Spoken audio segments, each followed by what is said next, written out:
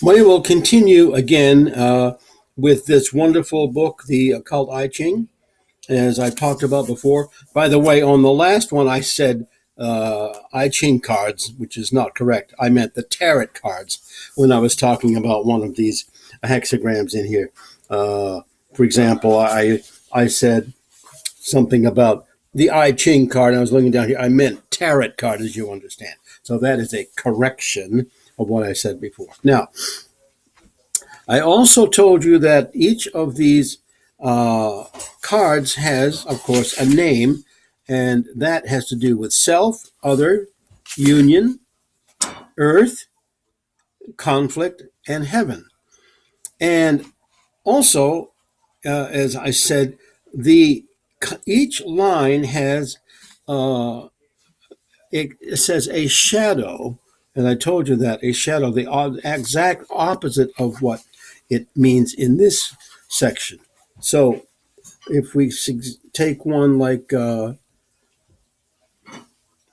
let's say, let's take one here and give you a slight sample of that. Let's take hexagram 50, which is the cauldron. This one right here. The cauldron is actually a sacred vessel for cooking food for a, a very special person, let's say.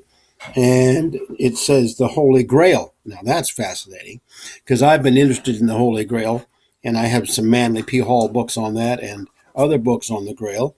And it said potential elegy or oven, and the Seven of Cups is the tarot card that goes with this. Now, for example, if we wanted to continue with this hexagram 50, and we go to the lines, by the way, there's a picture that goes with hexagram 50 that she has done. And I told you what it meant, and I won't read you what it comes from because that's another one of my favorite books. But let's take line 2 in here and find out what its opposite is, or what its shadow is. So the other is called, in this one, when we look into the pot, we say that it contains all possibilities. It may draw on us as we gaze upon the crying waters that our own face is reflected. You can also hold all possibilities within yourself, as within, so without, so without, so within. What you consulted for answers reveals the truth that you are very much like the oracle. Now, let's go to its opposite, which says go to hexagram 56, line 2. So now we will go to hexagram number 56, and we will find line 2, and we will find out that is how that is the opposite. Here is line 56. It's called the Traveler. And let's go find line 2 in this one. And let us find out line 2. Let's see, line 2, which was the other. Now, we will read this as we can. Let's see if we can get to this. Are you ready? Because some become homesick when they leave their creature comforts. Being away from their family drains them of their vitality. They need to be surrounded by things that make them feel like they know who they are and what they are representing.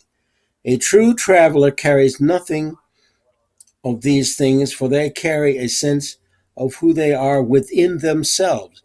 Carrying yourselves as a swaddling infant enables you to cross great distances without needing comfort, for it is there within your arms. Like carrying a suitcase, we have ourselves always in hand, and any environment we can find ourselves in will be satisfactory. There is nothing to miss when all the universe is contained within you. And then it says shadow, go back to 50. 2, where we were before. So now, if you think about that, and you can listen to this a few times, what you will find in there is the exact opposite of the other one. It's called the shadow. Now, of course, this goes back to Jungian psychology, where the shadow in Jungian psychology is the part of our subconscious which we don't like to face. That is the opposite side of what we want. But that is containing exactly what we are in a great sense. So you find in that, even in that, besides all the other information that is in this, that is another extremely helpful example of how this is different than others.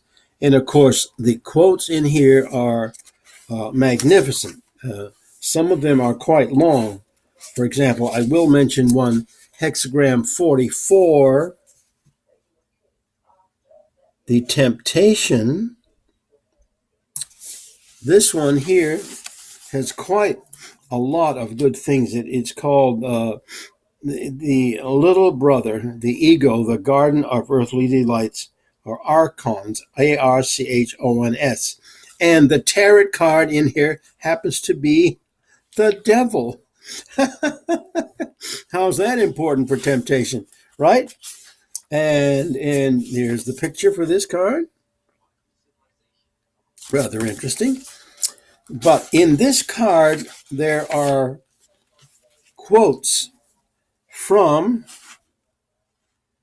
this woman herself and from Edgar Allan Poe, The Conqueror Worm. Now, can you imagine anything more appropriate than that for quotes that go with the understanding of that particular hexagram? We hope you enjoyed this short amount on this amazing and wonderful book that I recommend for all of you who are interested in the I Ching. Have a wonderful New Year.